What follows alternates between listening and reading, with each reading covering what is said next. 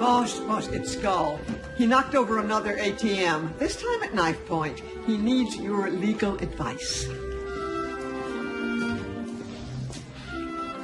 Stop breaking the law, asshole!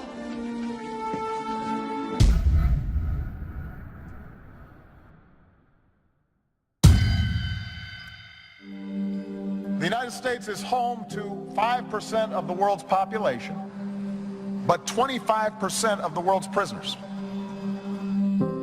We keep more people behind bars than the top 35 European countries combined.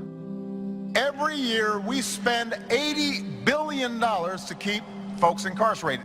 This age of mass incarceration is violating our core principles in so many areas. We proclaim to be the land of freedom and liberty, but to have 1 out of every 4 imprisoned people on the planet Earth here in the United States of America runs contrary to our core ideals. And now is the time that we need a revolution when it comes to issues of crime and punishment.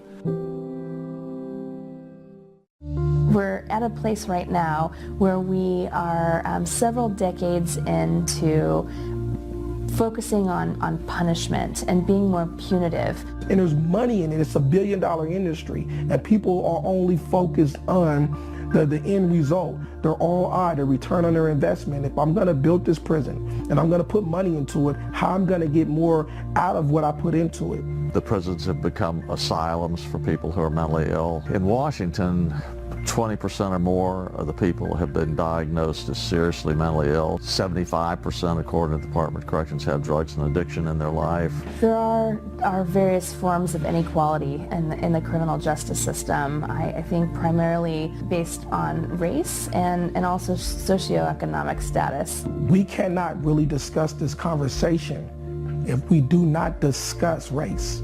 About 1 in every 35 African American men, 1 in every 88 Latino men is serving time right now.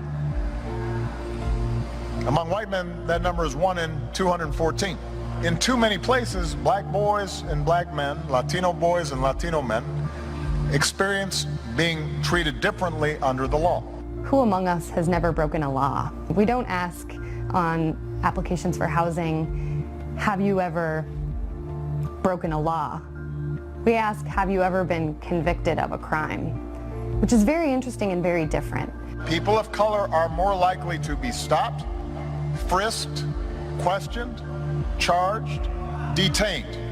This is how we can learn the effectiveness of an institution, is what it mass produces, right? It's what it manufactures majority of the time. As far as prison, it does not manufacture educators. It does not manufacture millionaires. It does not manufacture business owners. It does not manufacture your next president. In Washington, the readmission rate has risen to over 50%. More than half of the people, men and women coming out of Washington's prisons, are returning with new felony convictions.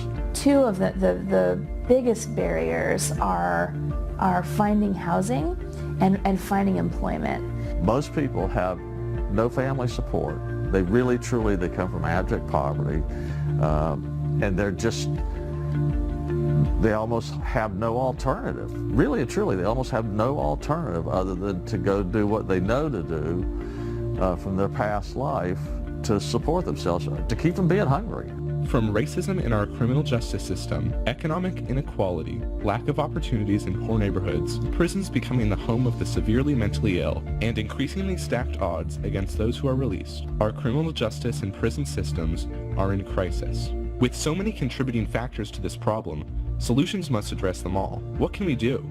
So this organization is called the Post-Prison Education Program. We meet the immediate frugal needs of releasing prisoners. We have people come out of prison, we pick them up, and within 5 days they're on a college campus, and within 3.5 months they have a 4.0. They get involved with us and we put them on a college campus. The insanity stops. It just stops. But the state won't pay for that.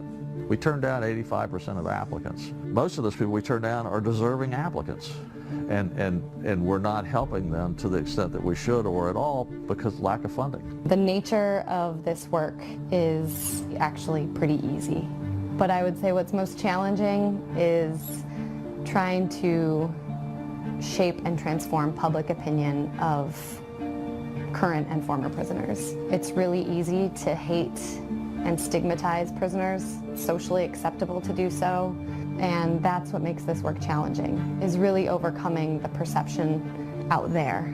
Criminal justice reform can be an unpopular topic, but I think that as there's more and more attention on criminal justice reform and seeing criminal justice reform as a top civil rights issue and public interest issue, as more and more people continue to talk about the importance and the need of criminal justice reform, I think that that's going a long way toward expanding the political will. Good people of all political persuasions are starting to think we need to do something about this.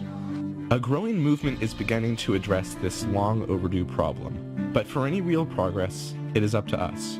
As Americans, we must bring this into the forefront and tell lawmakers that this is important to us, removing the stigma from the issue. Imagine the progress that can be made if Americans demand that this is one of the most important issues to discuss during the 2016 presidential campaign. But we can never forget the human toll it takes. The reality of the norm was when you have to lay down on that pillow by yourself and you begin to think about, your life and the things you could be doing. And that's the real hard experience of being incarcerated. The trajectory of my life spin could have been a lot different. It could have went in a different direction.